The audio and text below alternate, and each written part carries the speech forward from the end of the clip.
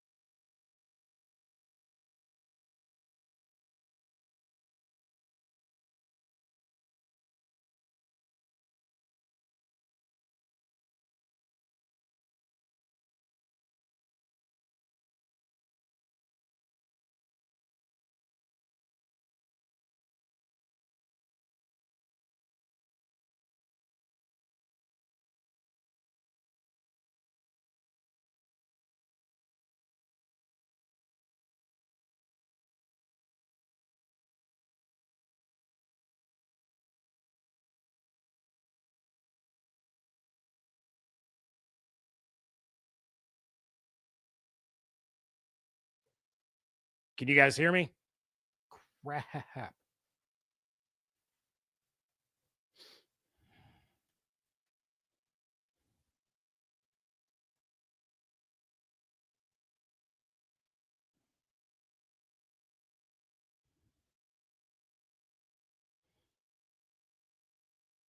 We're good? We're good now? Everybody can hear me? Holy moly. What an absolute disaster that was. My apologies, everyone. Thank you guys. I had to switch out soundboards and my last one was not picking up my audio very well. And so we are going to basically restart this entire episode. So, from the very top, the Bucs are ramping up for their final game and the chance to win the NFC South for the fourth straight year. That and more on today's episode of Locked On Bucs.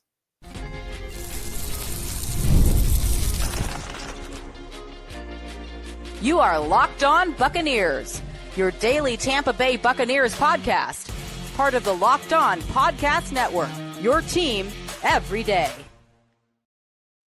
What's up, and welcome into this very live preview episode of Locked On Bucs, your daily podcast covering the Tampa Bay Buccaneers, part of the Locked On Podcast Network, your team every day. I want to thank you for making Locked On Bucs your first listen review every day.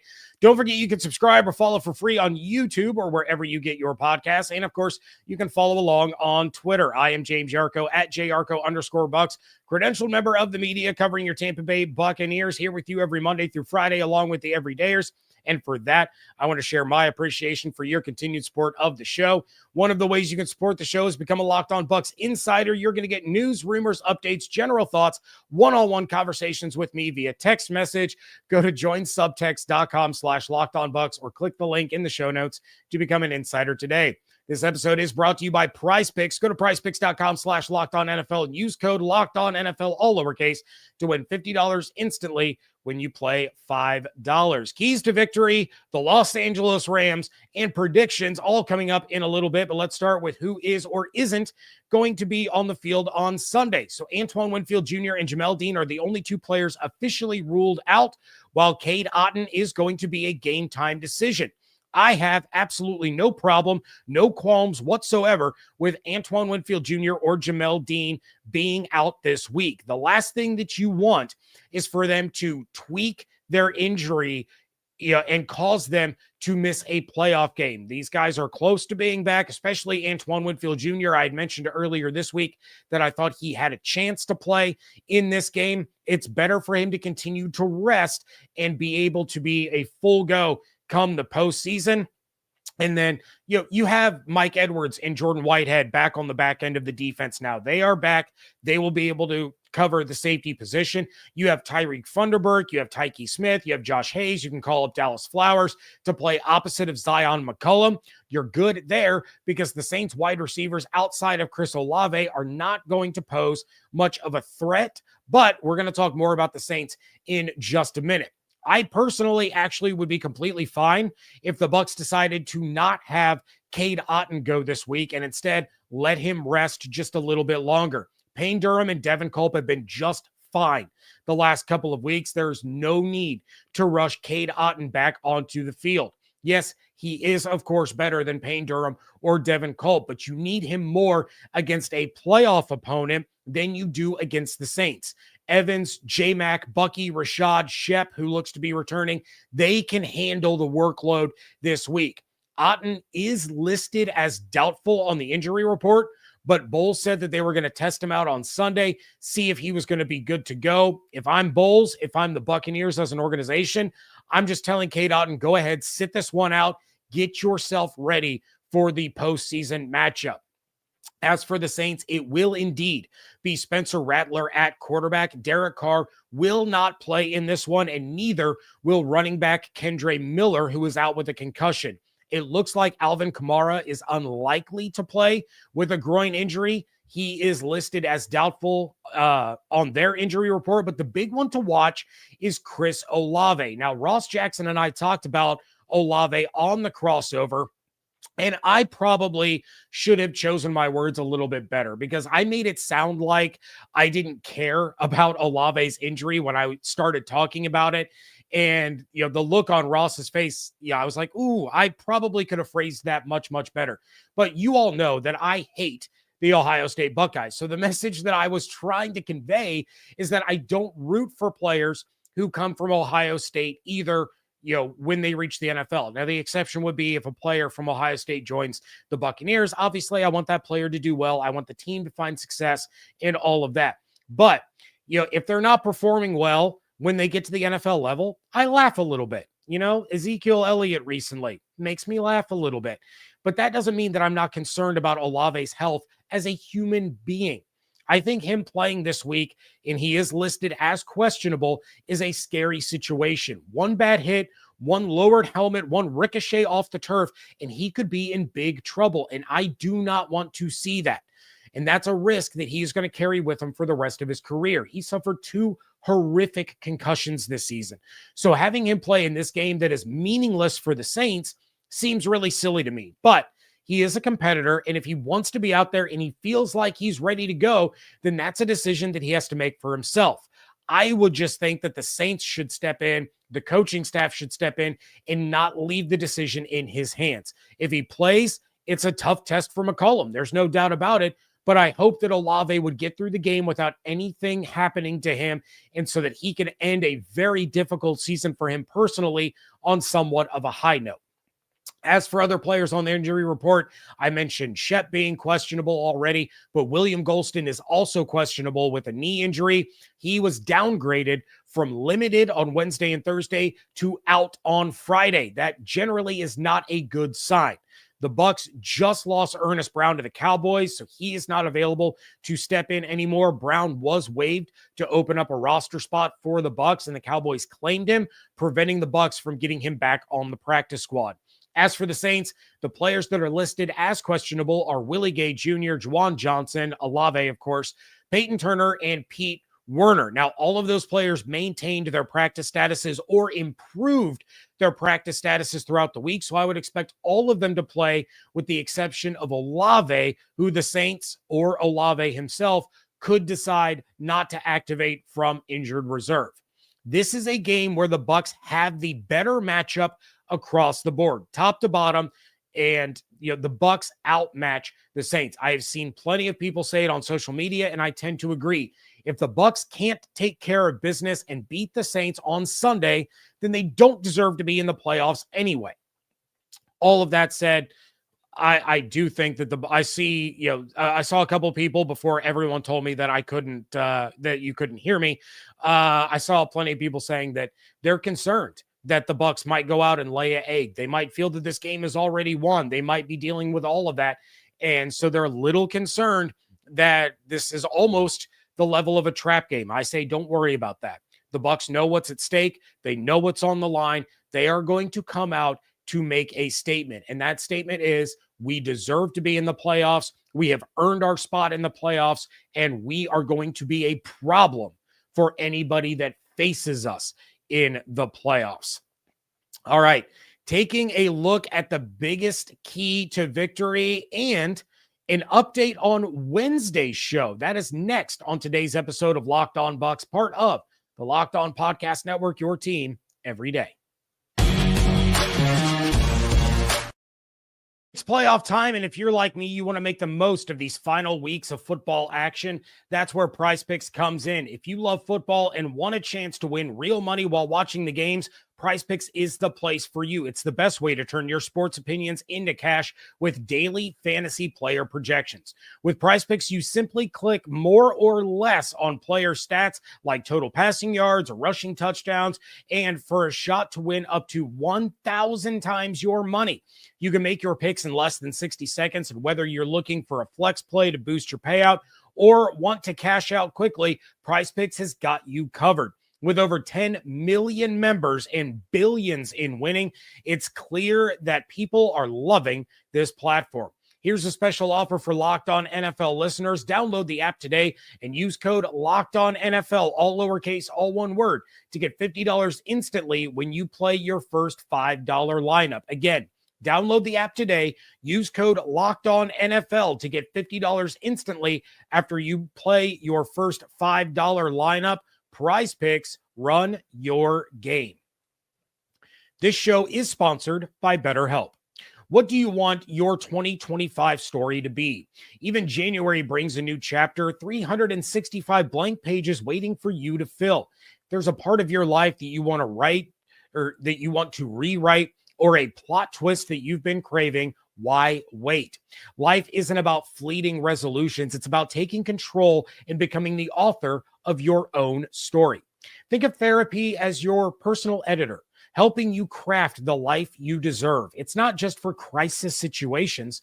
Therapy can help you develop healthier coping strategies, improve your relationships, and empower you to be the best version of yourself.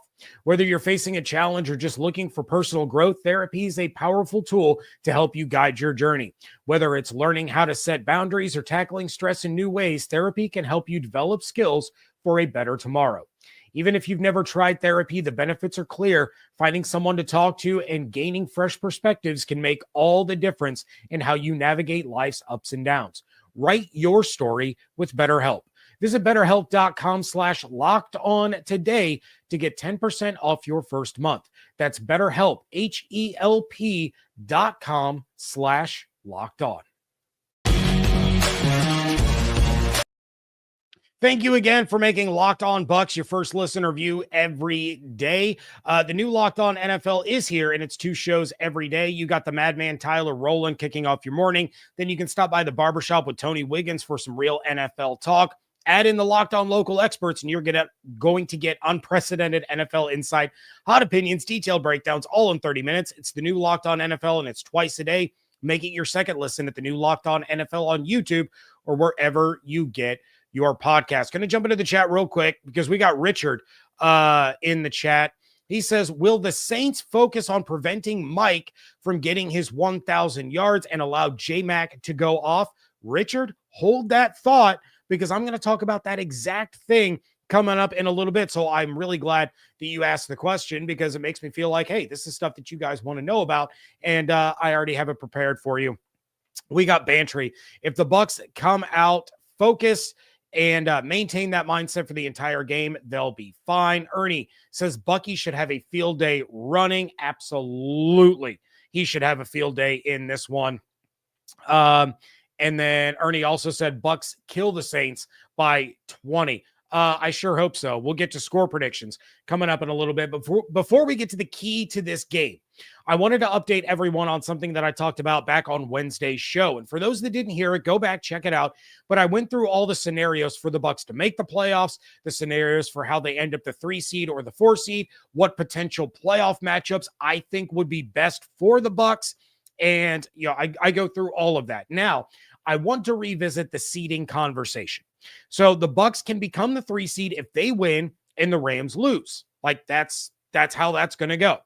If the Bucs are the 4 seed, they're going to host the loser of the Vikings-Lions Sunday night game. If they're the 3 seed, they'll host either the Packers or the Washington Commanders. So here is the latest on this seeding conversation.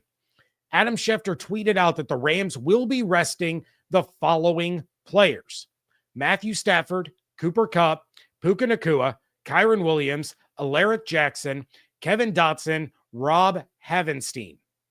They are going with a lot of backups at key positions. That means that Jimmy Garoppolo is going to get the start at quarterback. This is big for the Bucs, and it means that Sunday's game is even more important than it already was. Meanwhile, you still need the Seahawks to show up and win the game. Jimmy G might be going all out to try and get himself another chance with a team that needs a starting quarterback, and he's going to use this as his audition tape. The Rams may be shorting themselves with players as far as their starters, but they are not conceding anything. They're still going to try to win this game, so Seattle needs to help the Bucs a little and force the Rams to host the team that would drop from the top seed to the number 5 seed and likely play on Monday night, while the Bucs would get a normal playoff game for in the first round for the first time in the last 3 years. As for this weekend's game against the Saints, here's the key, and it's good for both sides of the ball. Just take care of business the way you know you can. I mentioned it at the top of the show that the Bucs have the advantage in every matchup in this game. I know they're worried about getting Mike his 1,000 yards. I know they're worried about Baker hitting 40 touchdowns for the first time in his career. I know the defense is out to prove that they're better than people give them credit for. And I know that there are players on the Buccaneers that are out to show that they deserved a hell of a lot more Pro Bowl love than what they got. But you cannot allow any of that to get in the way of executing and winning the game. Winning the game comes first. It comes ahead of Mike Evans' streak. It comes ahead of the Pro Bowl snubs. It comes ahead of everything. If you go out and play your game and execute the way that you have for the better part of the last 2 months, all those milestones are going to be hit, and you're going to clinch your 4th straight division title. You're going to be in the playoffs for the 5th straight year. All that stuff will come if you don't press the issue and just go out and play Buccaneers football. Control the tempo with Bucky Irving in the running game. Don't make dumb mistakes trying to force things that aren't there and turning the football over. We saw that in the first matchup. Baker with 3 interceptions the first time he played the Saints. He was forcing the issue. Granted, the Jalen McMillan dropped pass that resulted in an interception, not Baker's fault. But don't go out there and get dumb penalties and give the Saints offense an additional set of downs. Bring the pressure with the front four. Bring the blitz when the opportunity presents itself, but execute and do your job. Spencer Rattler turned the ball over twice the last time that these two teams met, and the Saints turned it over 3 times total. There's no Alvin Kamara this time around. They will have virtually no rushing attack whatsoever. So expose that. Jump out to an early lead and force the Saints into a pure passing offense. That's when you can tee off on Rattler. That's when you can send Shaq Barrett onto the field as an extra pass rusher. That's when you can blitz Tyke off the edge. You can create mismatches with Kalijah Cansey and Vita Vea. You can fire Levante David out of a freaking cannon and into the backfield like we've seen time and time again over the course of the last couple of games. You don't accomplish any of that if you're trying to force plays that aren't there because you're pressing too hard.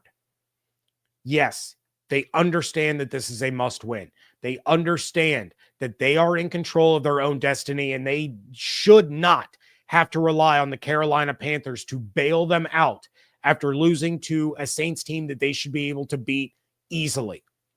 There are no excuses as to why you can't or should not win this game, as long as you are treating it the way that you should. Win the game, milestones and accolades will come.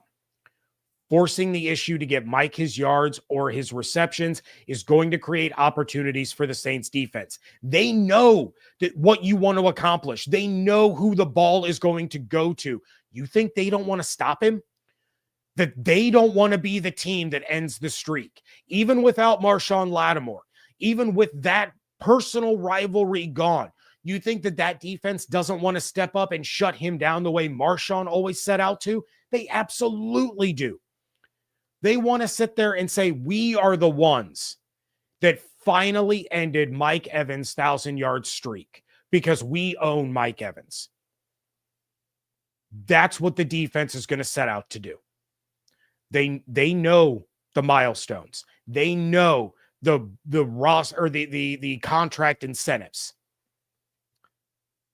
which is why you just have to play the way you've played the last 2 months. Run the ball down their freaking throats. Beat the ever-loving snot out of Spencer Rattler. Make him run for his life in that backfield. Take your shots when they're there, because they will be there. If you are gashing them with Bucky Irving and Rashad White and Sean Tucker, then they have to commit to the box. That gives Mike his one-on-one opportunities. That's where you're going to get your 85 yards. Jalen's going to get one-on-one opportunities. That's when you're going to get a quick slant and him getting 20 yards after the catch or scampering into the end zone. But you cannot come out hyper-focused on making sure Mike gets 5 catches and 85 yards, because the Saints are going to be sitting on it. They are going to be waiting for it, and they are going to use that against you. So establish the run. You can kill the Saints in the run game. Don't force it. Let the game come to you and dictate that tempo. You do that, you're naturally going to hit those milestones that everyone is waiting and watching for. All right. Prediction time is coming up next. Start dropping your bowl predictions, your player predictions, and your score predictions in the chat, because that is next on today's episode of Locked On Bucs. The NFL playoffs are almost here, but it's not too late to get in on the regular season action with FanDuel, America's #1 sportsbook. Because right now, new customers can finish the season strong with $250 in bonus bets if your first $5 bet wins. FanDuel has so many ways for you to pick up a W. I love betting on which players will score a touchdown or how many points each team is going to score, but you can do player props for yards, receptions, touchdowns. More than that, you can place bets on team points for a game, a half, even a quarter. The Buccaneers are now 14.5-point home favorites over the New Orleans Saints with an over-under of 43.5. The Bucs are also minus 1,300 to win the NFC South and plus 2,500 to win the Super Bowl, just behind the Green Bay Packers. Just visit FanDuel.com to join today. That's FanDuel.com for your chance at $250 in bonus bets. Make every moment more with FanDuel, an official sportsbook partner of the NFL. Wrapping things up here on a live preview edition of the Locked On Bucs podcast. And I am going to address this in the chat real quick before we get to predictions. Ernie, was it Ernie? Yeah. Or no, Eddie. I'm sorry, Eddie. In the chat, a couple of comments. He says it's crazy to me that people think getting your best player the ball is a bad idea, and then went on to say you don't let other teams dictate your game. That's exactly what I'm talking about. So, not to get this misconstrued, I'm not saying don't give the ball to Mike Evans. What I am saying is don't force the ball to Mike Evans. We have seen 15 interceptions from Baker Mayfield this year, and the majority of those have come when he has forced the ball into bad situations. We know how much the streak means to Baker. We know how much it means to Mike. We know how much it means to the fans and the franchise. So what I am saying is the Saints know how much that means. So they are going to be bracketing him. They are going to be making sure that he's not getting easy looks, which is why I say play your game. Play the way that you've played the last 2 months, and that was with running the football. Mike has still gotten plenty of open looks, plenty of receptions, and plenty of yards by you starting off by dictating the terms of the game, and that is with Bucky Irving and Rachaad White and the run game. As you do that, that's when things for Mike are going to open up. That was what I meant. I'm not sitting here saying don't throw Mike the ball. Of course you want Mike Evans to get the ball. He's a Hall of Fame wide receiver. He's a first ballot Hall of Famer. But do not get sucked in to thinking strictly about the yards that he needs, because that's when the mistakes happen. Let it come in the flow of the game. And we know that Liam Cohen is going to draw up a flow of this game that is going to involve Mike Evans. So, yeah, Mike, don't worry about Mike. Mike's going to get the ball. I'm concerned about Baker trying to force the issue, to press the issue, Cohen trying to draw up plays that are not there just to get Mike the ball. Just go out there and play Buccaneers offensive football, which is top 4 in the NFL, and all that stuff is going to come. So yeah, I do still think that Mike Evans has a big game. All right, time for predictions. I'm going to start off with my predicted player of the game. And for me this week, it's Calijah Kancey. It's been a while since I predicted a defensive player. I feel like I'm constantly picking Bucky Irving because he's freaking electric and he's so much fun and he is a game changer. But Evan already picked him. I wanted to change things up. I wanted to look at the defensive side of the ball. Kancey has been hot lately. 3.5 sacks over the last 6 games, 10 quarterback hits over that same span. And then you take a look at the quarterback that they're facing. Spencer Rattler has started 6 games this season. He has been sacked 20 times. 5 times in the first meeting against the Buccaneers, 6 times over the last 2 weeks against the Packers and the Raiders. That was a Raiders team that did not have Max Crosby. The Bucs should be able to get after Rattler, and I expect Kancey to be a big reason why, whether that's because he's bringing down Spencer Rattler himself, or he is causing Rattler to get sacked by someone else because of the pressure that he's bringing and forcing Spencer Rattler into bad situations, running right into Levante David, who's coming in on a blitz, running right in to the arms of Vita Vea, running into Logan Hall or Joe Tryon-Shoyinka or Yaya Diaby. Calijah Kancey is going to create chaos in that New Orleans backfield. Big game for Calijah coming up this week. My bold prediction, Shaq Barrett's getting a sack. Look, he's not going to get a ton of snaps, but this is an offense that allows their quarterback to get beat up a little bit, as I just explained. I think Bowles is going to be selective about when he uses Barrett, but those fresh legs are going to do him some good. Keep Shaq's snaps to a minimum in the first half, but then unleash him in the second half when that Saints offensive line has been getting worn out by Cansey and Vea and Hall and Yaya and JTS and Braswell. Unleash him when it's a 14-point deficit and you know they're in a passing situation because they have no running backs. That's when you get Shaq out there on the field. Let him get his legs under him a little bit. Allow him to make a play. He may only see the field for 10 or 12 snaps, but he is going to get his first sack in over a year in this game. As far as the score predictions, look, the Buccaneers are 14.5-point favorites. And as I've said, there is no reason, like last week, that they should not cover this spread. The Saints are just not a good football team. And although I've repeatedly said that they're not going to lay down and just let the Bucs win, they have plenty of pride. They do not want to see the Bucs tie their NFC South record of consecutive division titles. They want to show out for their city that just suffered a tragic event. They want to be the ones to shut down Mike Evans' 1,000-yard streak. That does not mean that they have the horses to actually accomplish that goal and get the job done. The Bucs are better in the trenches. They're better at quarterback, at all offensive skill positions. And yes, even without Antoine Winfield Jr. and Jamel Dean, they're better in the secondary.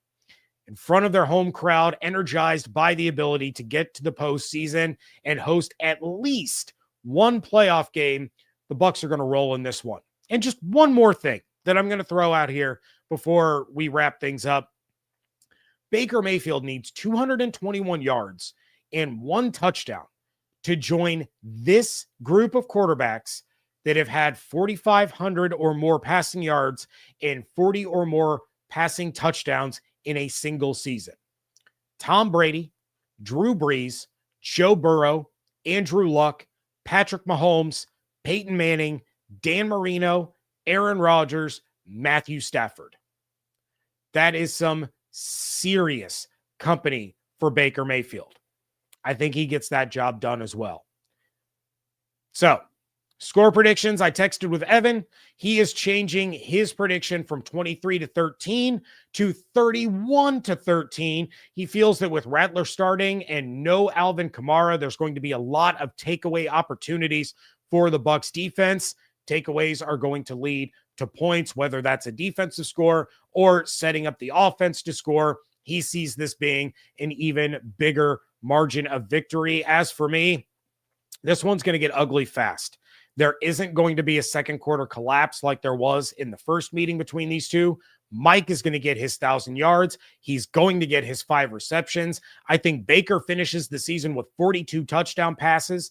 And the Bucs are going to be getting ready for more football next week. I will take the Bucs to win this one 34-10. All right. Going to jump into the chat and see what you guys are predicting. We got Bantry. He says Bucky rushes for 100+ and a touchdown, then sits for the entire fourth quarter. Special teams returns a kick or a punt for a touchdown.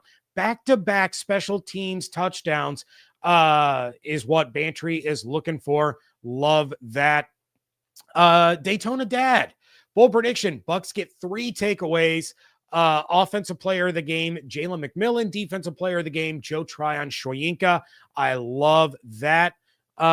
Scotty J, my guy. Zion gets interceptions number 3 and 4. Baker backs it up with 5 touchdowns to break Tom Brady's franchise record. Richard's going even more bold than I am. He's calling for a sack trick from Shaq. He's saying 3 sacks from Shaq Barrett. Destined for greatness, my guy. Shaq with a sack fumble in his return, and the defense scores a touchdown. He also says Bucs 51-17. Bucky has 200 scrimmage yards and 2 tutties. Ernie says Bucs 38-17. Baker Mayfield with over 300 passing yards and 3 touchdowns. Richard, a little less confident. He says division game. Bucs 31, Saints 30. That would be crazy. I hope you're wrong, about how close the game is, but I hope you're right that the Bucs win it. And then Bry, 42-12. Yowzers. I would love to see them hang another 40 burger over the New Orleans Saints. And then Bry also says Mike gets a deep ball to the house, reaches 85 in no more than 3 receptions. That would be even better. Get the 85 over with quick. Then if you can get him a couple of quick passes to get those 5 receptions so that he hits his incentive bonus, get him out of the game. Establish that early lead, that comfortable lead, get Mike out of there, get Baker out of there, get Bucky out of there, get all those guys. Do not, you don't want to see somebody go with the injury issues that the Bucs have had this year. You don't want to see these guys go down right before the playoffs begin. And then finally, Bantry says Bucs win 49-0, which means they scored 100 points on the Saints this year. Mike gets his 85 yards and 2 touchdowns in the first half. Baker throws for another 5 touchdowns. I love that all so much. And I love all of you so much. Thank you for joining in and sticking with me through the audio issues at the very beginning of this live show. I appreciate you guys so much. Please make sure that you are following everything on Twitter at Locked On Bucs, at @JYarcho_Bucs. Make sure you are following on YouTube with those notifications turned on so that you know every single time I am going live, which I will be in the post game on Sunday to give my reaction to the Bucs and Saints. And of course, follow along on your favorite podcast platform and become a Locked On Bucs insider. Go to joinsubtext.com/LockedOnBucs or click the link in the show notes. Hope you all have an absolutely outstanding weekend. Stay safe, stay healthy, fire the cannons. I want to thank you so much for joining me right here on Locked On Bucs, part of the Locked On Podcast Network, your team every day.